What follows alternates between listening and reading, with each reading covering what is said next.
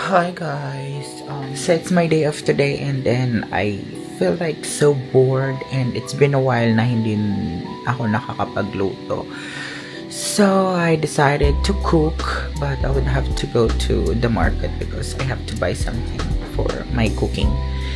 And yeah, so kakabalik ko lang galing sa grocery store and look who's checking. It's Zeus. Would you like to check what is inside? It's not your food. And this is sugar for you. I think they miss me because I've been sleeping the whole day and I don't know if someone feed them already, but I haven't feed them, so maybe I'll feed them later on. So yes, I was saying, kakabalik ko lang galing sa so a zone. It's like pure gold. Charot. Excuse me, Zeus. Can I just at least do something here? Or you can just stay there. Stop licking the camera. You miss me? Do you miss me? Do you miss me? So hi guys, I'm now in the kitchen because I'm cooking, so of course I'm in the kitchen. So I just want to show you guys kung ano pinamili ko kanina. So bumili ako nitong green jackfruit kasi I'm planning to gata this one. So kaya ko pa. And ito pala yung binili kong dilis. I think yung dilis ba yung tawag dito. Kasi maliliit siyang isda. So dilis yun. So this one. This is the dilis. So lalagyan ko lang siya ng flour at saka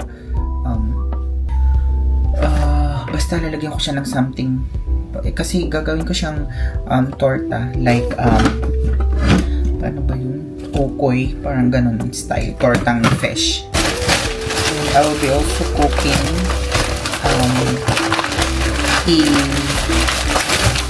pasta ako tonight. So ito yung sahog beef, ginilid na beef, ilalagay ako ng milk. Pag nagluluto ako ng pasta, I have two milks that I normally use. This evaporated and it's full all-purpose full cream, heavy cream. I love it with mushrooms or the mushroom. And look what I find in the grocery.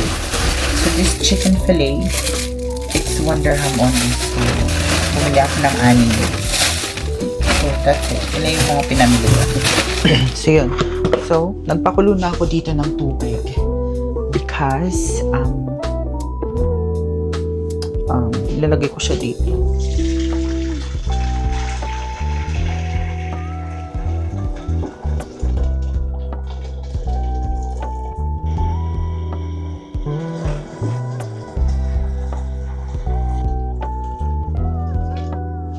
So I actually don't know kung anong uunahin ko. So siguro yung mamarinate ko muna to. Ay, hindi mamarinate. Sabi lalagyan ko siya ng something. So, nag-iwa lang ako guys ng sibuyas at saka bawang. Actually, isa talaga to sa mahilig kong gawin yung pagluto. But, nowadays, super busy talaga ang person. So, wala akong time magluto.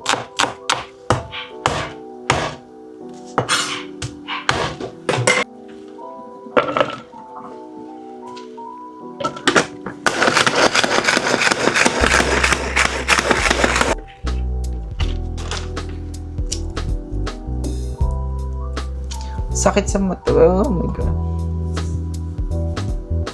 Can somebody explain me kung bakit masakit sa mata yung sibuyas?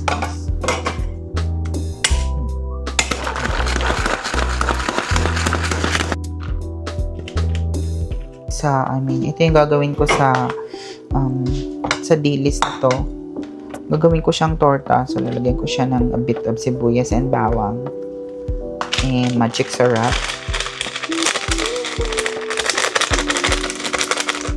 First time ko tong gagawin, hindi ko sure kung ano ko siya perfect. Tapos, lalagyan ko siya ng salt and pepper. Mabilisan na to guys kasi sobrang nagugutom na ang person. Tsaka may bisita ako later. lang siya niyan. I don't know if I'm doing it right, but this is what I wanted to do. And the egg. Pasensya na kayo, kakamayin ko na kasi ako lang naman kakain ito. Pipigaan ko lang siya ng lemon para mawala yung lansa. Maglagay rin para ako ng corn flour.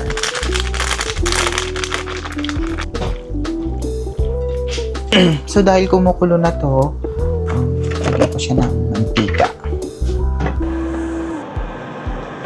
Right?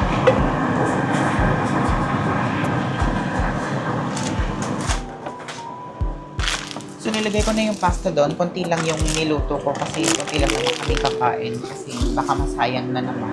Kailangan mo siyang haluin agad para hindi sila magdikit-dikit. Alam mo, expert. And then, niluluto ko yung pasta ng mga around 10 minutes. 10 minutes ba? Oo, mga ganun. So, yun, tinanggal ko na yung pasta. Kasi luto na siya. Yan, luto na siya. Niluto ko lang siya ng within 10 to 15 minutes. Tapos, ginaganon ko rin siya na pag malambot na siya at wala na siyang matigas sa gitna. It means luto na siya. Pag nagluluto pala ako ng pasta, kumukuha ako ng half cup dun sa tubig na pinaglutuan ko ng pasta tsaka nilalagay ko siya dun sa luto ko ng sauce. Kasi napanood ko one time yun sa YouTube that you can also put the pasta water sa niluluto mong pasta sauce para it gets more creamier, chuchu, whatever. And na-try ko na siya before and then it does more cream. Tama ba? Oo, yun. Marami naman siya. Parang mas creamy siya. So, itatry ko ulit siya ngayon. Since konti lang yung lulutuin kong pasta kasi yung magluto na marami kasi baka masayang na naman. Kasi rare, just few lang naman ako kumakain dito. So now, before ko lutuin yung sauce, uunahin ko muna itong lutuin yung dilis. Dilis ba? So, parang dilis. So, I was craving this long time ago kasi one time pumunta kami sa fish market and I was looking for this na maliliit na isda kasi gusto ko nga siyang tortahin kasi I remember when I was a kid. So, when I was a kid, nung sa probinsya namin, yung lola ko, mahilig siyang magluto nito. So, kasi mura lang to sa amin before eh. Mabibili mo siya per takal, ganun, whatever. So, tinutorta niya palagi, which is sobrang sarap nun. So, I'm trying to remake it. I'm trying to do it, my version. And I hope that it would taste like what my grandmother, kung ano yung lasa ng luto ng lola ko. So, I'll try my best. And if it's not, then I'm still gonna eat it. I don't have a choice. Marami ba dapat yung mantika? Yeah, I think dapat marami mantika, right? Yeah, sa mga ganyan na mantika.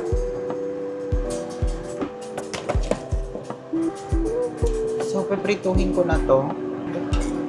Sana lang ma-perfect ko to.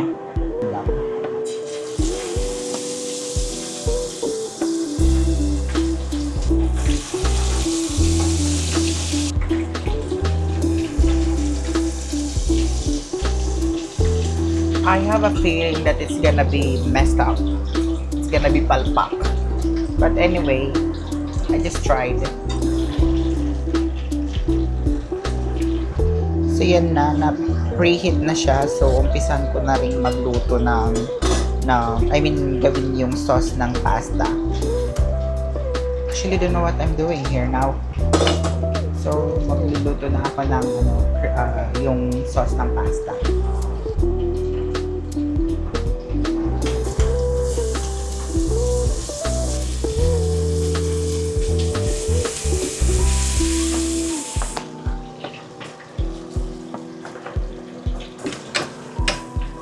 Diba? Masunog. Lahat ko lang siya ng salt and pepper.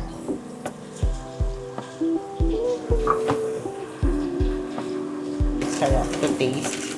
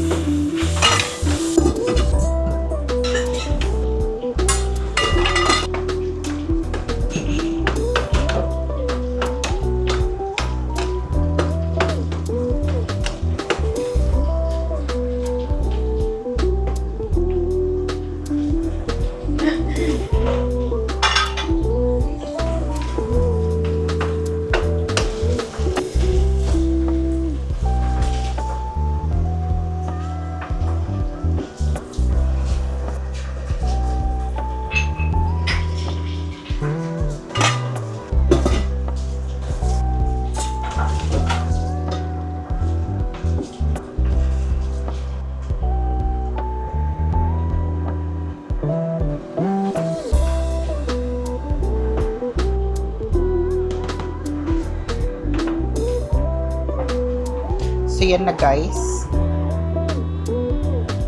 Yan na yung tortang isda. Because yan yung kinalabasan niya. Medyo okay naman siya. It's close dun sa ginagawa ng lola ko. But I don't know the taste. Niluto ko na rin yung nabili ko na tiga 1 dirham lang na chicken nuggets. So ganyan na siya. So, pinapakuluan ko lang ng very light yung cream para mag-thick siya. Tapos, saka ko naman ngayon ilalagay yung pasta. So, yan. I'm almost done. And I just realized na wala pala kaming bigas. So, I wanted to cook rice because I wanna eat this one with rice. But, unfortunately, we don't have rice anymore. And then, I'm tired to go outside. So, I'll just eat it with the pasta. So, eat it.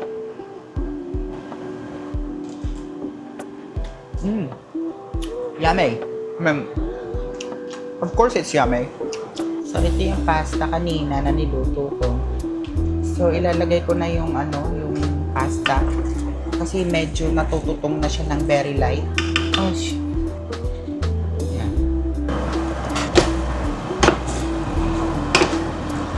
ang unti ng sauce. I think it's cooked already, but just a little bit sad because I feel like I thought that the sauce would be much, but konti lang pala yung sauce.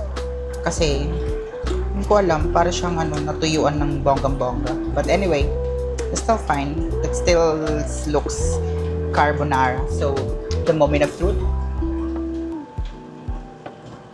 It smells good. I forgot to buy cheese. See, I forgot everything.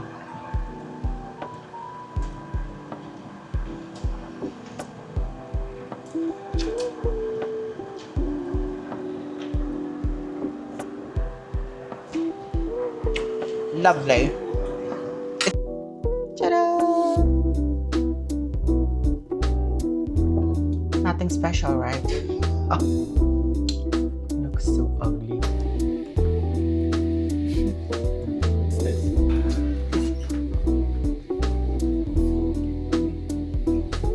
Yeah, that's why asking.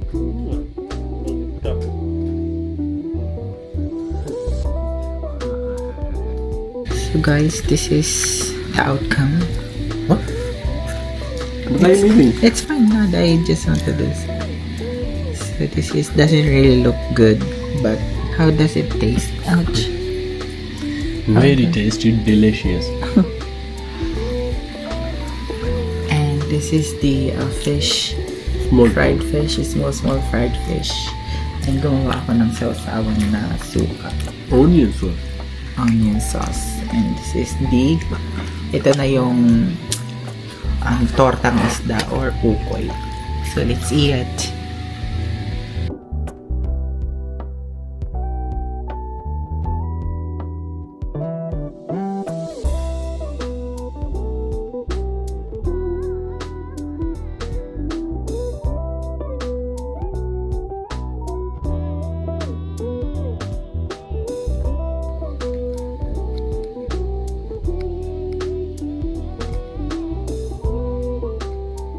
Yeah. I didn't see my shirt. When I go there, the bellboy said, "You come from where?" I said, "What?" So you see your shirt. So, kakatapos ko lang kumain and I'm so full. And though the pasta wasn't that really nice or hindi siya gano'ng kasarap kasi nga nagkulang siya ng sauce. But the ukoy, the fish ukoy was amazing. So I'm happy for that. And thank you very much for watching. Bye. See you in the next whatever. Bye.